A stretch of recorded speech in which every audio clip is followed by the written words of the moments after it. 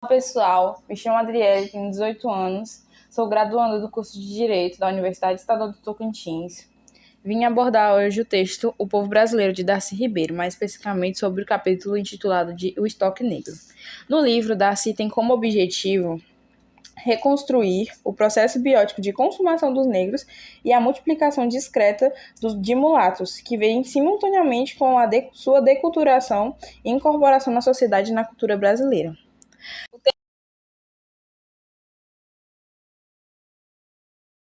Esta questão discute sobre o complexo processo de colonização no Brasil e como ele influenciou na composição racial e na cultura do país.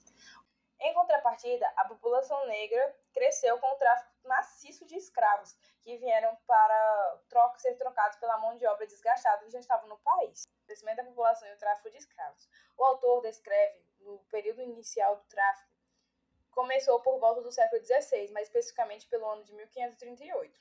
Nessa fase inicial, os números eram relativamente baixos, dificultando a documentação dos primeiros ingressos pelos historiadores.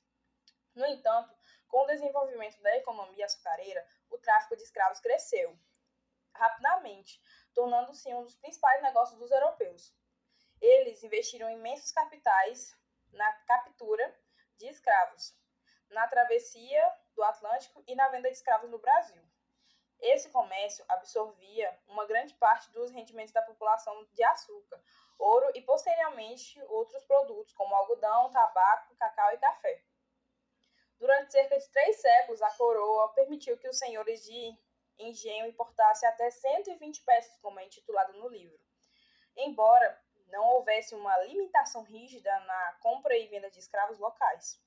A legalidade dessa prática permitiu que os traficantes de escravos estabelecessem um dos negócios mais lucrativos da colônia, que durou até o final do século XIX. Estima-se que o custo total da importação de escravos para a economia brasileira ao longo desses 300 anos foi cerca de 160 mil libras de ouro. Estimativas e análises sobre o número de escravos importados. Há uma grande disparidade nas estimativas sobre o número de escravos introduzidos no Brasil durante o período do tráfico. As estimativas variam entre números altos, como 13,5 milhões, ou até números mais baixos, consideravelmente, como 4,6 ou até 3,5 milhões. Infelizmente, não há estudos demográficos suficientemente rigorosos para substituir essas avaliações divergentes por uma estimativa mais precisa e fundamentada.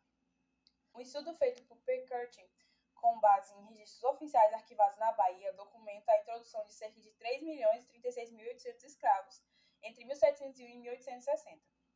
Quando somados aos 180 mil ingressos prováveis anteriores a esse período, o total alcançaria 3.016.800. No entanto, é provável que esses números estejam subestimados, pois não considera-se adequadamente o contrabando e a ocultação de escravos para evitar o pagamento de impostos. Portanto, é possível que o número real de escravos introduzidos no Brasil seja até o dobro desses números oficiais. Estimativas e análises sobre o número de escravos importados. Há uma grande disparidade na demografia e condição dos escravos no Brasil.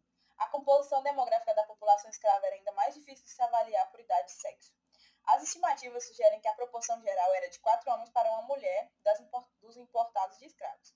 Em regiões como Pernambuco, a população de homens poderia chegar a 162% ou 138% em relação às mulheres. Em contraste, em Vassouras, no estado do Rio de Janeiro, a população de escravos parece ter se mantido mais equilibrada entre homens e mulheres. É interessante notar que muitas mulheres negras eram trazidas para o Brasil e vendidas a cerca de dobro do preço que era vendido um homem escravizado. Essas mulheres geralmente serviam nas grandes casas como mucambas ou homens de leite, vivendo destinos relativamente melhores do que os homens escravizados nos campos, engenhos e minas. O autor ainda descreve que essas mulheres, após servir os senhores e provocassem nas senhoras das casas, muitas vezes terminavam o trabalho braçal nos engenhos das minas e condições equivalentes às dos homens. Apenas essas mulheres negras envelhecidas e abandonadas eram acessíveis aos escravos masculinos para produzir crioulos, que eram os descendentes de escravos nascidos no Brasil. Considerações finais e reflexos sobre o comércio escravista. O desejo de estabelecer fazendas de criações negras para reduzir a dependência de importações nunca se concretizou. Os filhos nascidos nessas fazendas frequentemente escapavam se passando por negros libertos, que se tornava o negócio inviável economicamente. Além disso, os jovens negros que não começavam a trabalhar no canavial desde muito cedo, mais ou menos desde os 12 anos, dificilmente se adaptariam à dureza desse trabalho.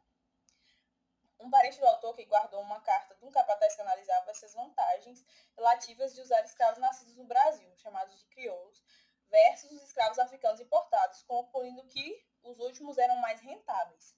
De fato, o custo de manutenção de um escravo crioulo, até que se tornasse produtivo, era significativamente maior do que o custo da compra de um escravo africano da mesma idade.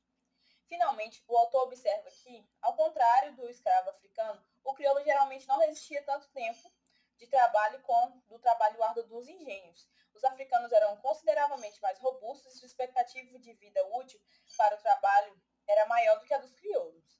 Esses fatores contribuíram para a continuidade do tráfico até o século XIX, apesar das tentativas de mudar uma população escrava nascida localmente. Esse texto proporciona uma visão mais ampla do tráfico de escravos no Brasil e suas complexidades demográficas e econômicas que o rodeiam.